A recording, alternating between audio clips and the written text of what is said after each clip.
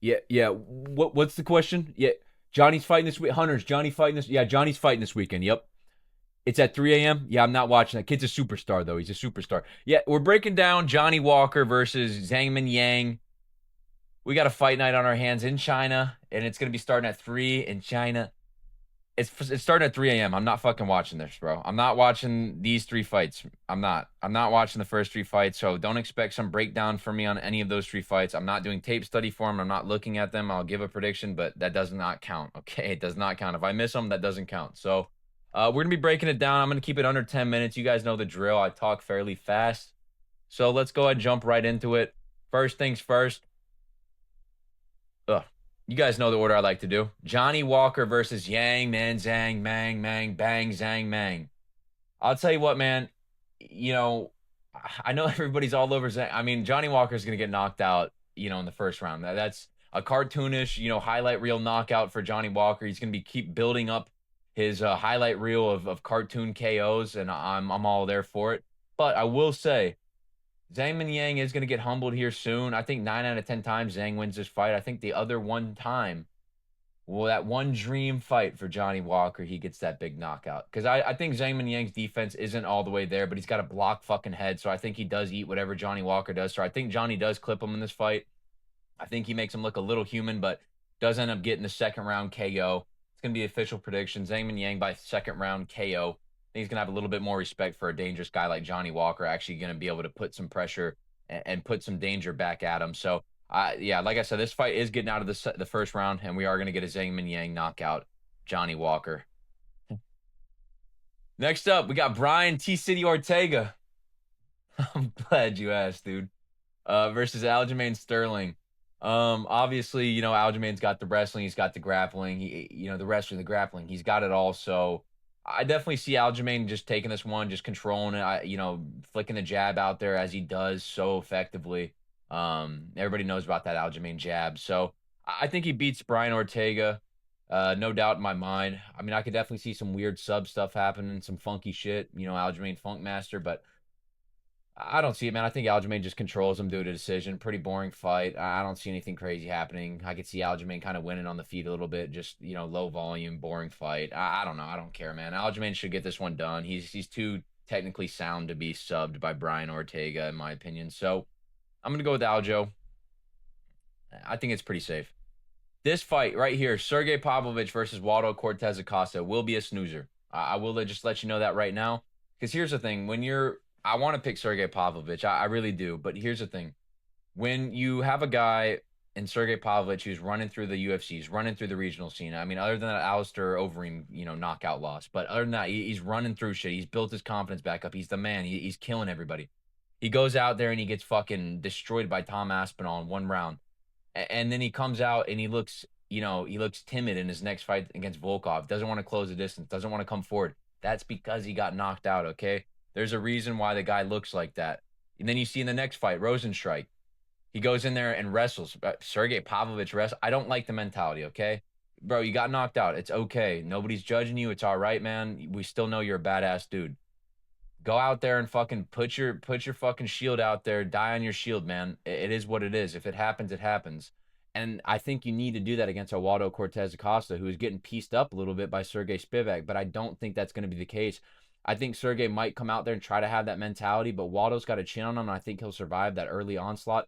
And I think the second you'll see the switch hit when Waldo lands a shot, because he's got some power too, and Sergey feels that, he's going to start, looking to be technical, looking to try to wrestle, hold up against the fence, and he's going to do that type of stuff. And I think he's going to get outpointed by a decision master in Waldo Cortez Acosta. Salsa Boy going to get the dub here. I think he's going to win by decision.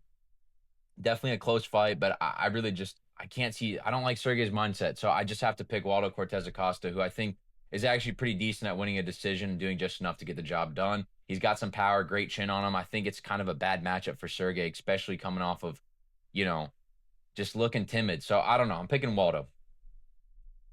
Okay, Sumer Deji versus Kevin Borjas. This one's a pretty good fight. It should be a fun one. Sumer Deji kind of has a boring style. Kevin Borjas also kind of a boring style. But what I see is maybe Kevin Borjas I don't know, man. This fight's so shit. I just feel like Sumer Deji is gonna step forward, looking to close the distance. Kevin Boros might land something big. Um, as that distance is being closed. I could see Kevin Boros getting a sub here. My one problem is like he looks like he avoids the ground a little bit, but I think the official prediction, I think Sumer Deji kind of leaves that chin out. He's kind of relied on that height and bullying in the division. I think he wins, 2 rounds and then gets clipped randomly. And I think Kevin Boros jumps on him, maybe finds an armbar or something like that. So I'm going to take Kevin Boros by long shot submission.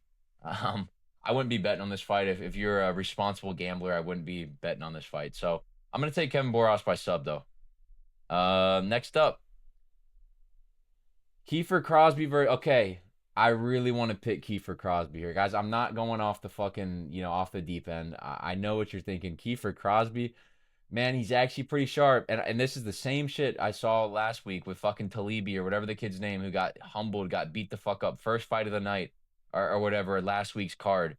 I just don't want to trust these fucking random prospects that they're bringing out against, a guy he's not necessarily UFC level, but, he goes in there and he looks good for 30 seconds. So I wanted to pick Kiefer Crosby, but you keep watching. And anytime the guy hits the ground, he just gives up and gets subbed. He just gives up, doesn't do anything, sticks his head in a guillotine, will just sit there and stick his neck out, elongated even further so that you can get the rear naked sunken in. So I just see quitting the guy and Kiefer Crosby. I think he actually is a little bit more technically sound than this Tyaleke kid. I'm not going to be betting on him. I think he's a parlay buster. I wouldn't have Tyaleke anywhere near any of your parlays. That's just word from somebody who got burnt last week doing that shit. I got fucking melted on that Talibi kid or whatever the fuck his name was, the kid from Kazakhstan or I don't know, the kid where Asu Almabaya is from. So I got melted on that kid. So I don't know what I was thinking, and I'm not going to do it again this week. The pick is going to be Tyaleke by finish, by submission most likely, but I'm not going to be betting on it. All right, next up, Machete versus Gage Young. This will probably be fight of the night, to be honest. These two are going to go at it. They're both young guys, young little prospects. I wouldn't really call them prospects, but I'd see this matchup more or less being are two guys that came off of two. They're both coming off a loss against the actual UFC guys, Evan Elder and Gage Young's fight, who brings a whole different style to the Nicholas Mota, who fought Machete. And both of them lost those fights and didn't look amazing, but both looked like they're on the cusp of being UFC. So this is kind of a battle to see who is actually UFC level. And it's a close fucking fight, man. The way I see Machete winning is that counter shot. He's got that counter right. He's got that strong right. Put Steve Garcia out with that counter right. He is a counter striker. Kind of worries me in a guy in Gage Young who's so active, moving, high volume. He's going to be out voluming Machete, no doubt about it. So it's like, who's going to have the bigger moments?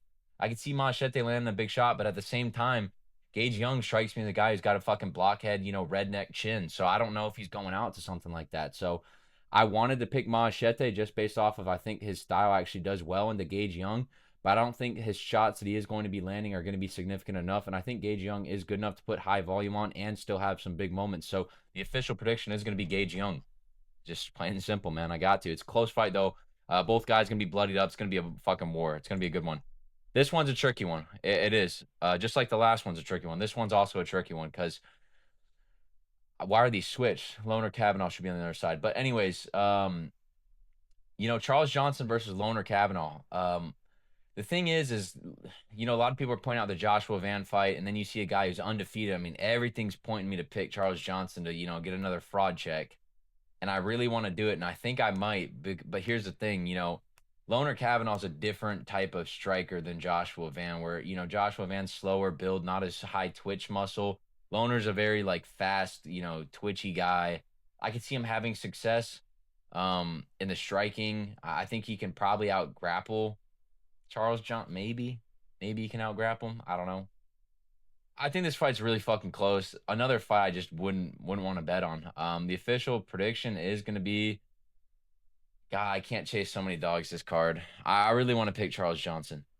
I shouldn't do this. I'm just picking Loner Kavanaugh. Yeah, I'm picking Loner Kavanaugh. I think he'll find a counter shot. Honestly, the thing is with Charles Johnson, he comes forward and he does, for being a guy that does use his reach well, he gets irresponsible with it occasionally. And I think he might find himself getting countered by Loner and kind of getting dropped and maybe finished. I don't know. Loner's really good. We'll actually see how good he is after this fight. This is a fight where I'm 51-49 for Loner Kavanaugh here. So, like I said, man, this fight couldn't be closer in my opinion. So, we'll really see. This will be a true test for Loner. If he wins this one, let's go. Give him. Let's see him fight Josh, man. Come on, fuck it. Let's do it. Next up, Rong Zhu. I fucking love Rong Zhu. I'm picking Rong Zhu. I'm not even gonna say Austin Hubbard. Fuck, man, I don't care. Rongju's got the best striking I've seen. Yeah, that fight against Cody Steele, my gosh, man, fucking electric striking. I love Rongju. I think he's gonna dominate Austin Hubbard. I think he's gonna be wearing that damage on his face, all that scar tissue. He's gonna get beat the fuck up. And I see Rongju getting a fucking third round finish for him, building into it. Second, third round finish. Austin Hubbard goes out cold. Let's do it. Michelle Pereira versus Kyle Dawkins, and Kyle Dawkins just kind of a jiu-jitsu nerd, looking, hug on your balls, sniff your crotch, hold you up against the fence, hopefully get it down to the ground. Michelle Pereira is going to get a body shot finish. I'd say probably within the first round. I think he'll defend off some of the takedown attempts, throw him off against the cage, and Kyle Dawkins will look, like he's got nothing for him. So this is a mismatch, huge step down in competition from Michelle Pereira's last fight, which was against fucking golly, Russian Dagestani guy got fucked up by Sean Strickland. Wow, that's gonna piss me off, but I'm not gonna get too hung up on it because we're trying to stay under 10 minutes. So, anyways, Michelle Perez is gonna get a quick finish on this one. Yiza gonna get a quick finish against you, Weston Wilson. I don't know, I haven't really watched this guy at all, but Yiza, wow, 5'7", 6'1", holy shit. But he should get it done. Xiao Long versus Su Young Yu. I mean, come on, man. Do we really have to break this shit down? I'm going with Su Young Yu. He looks a little bit I don't know, man. Iran Saldiabedov versus Diyar Nurgoze. I'm gonna go with Iran Salty Baldiev. I think he fought Martin Boudet last. I don't know. I can't remember, but I'm gonna go with Iran. He's probably better. All right. Anyways, that's gonna be the breakdown for this card, man. I'm excited for this one. Should be a good one. I got another video coming out Thursday for you guys. A tier list, first tier list of the channel. So stay tuned for that. Like, comment, subscribe. I appreciate the attraction we've been getting here recently. So let's keep pop off. Let's keep doing our thing. Let's keep. Let's do it.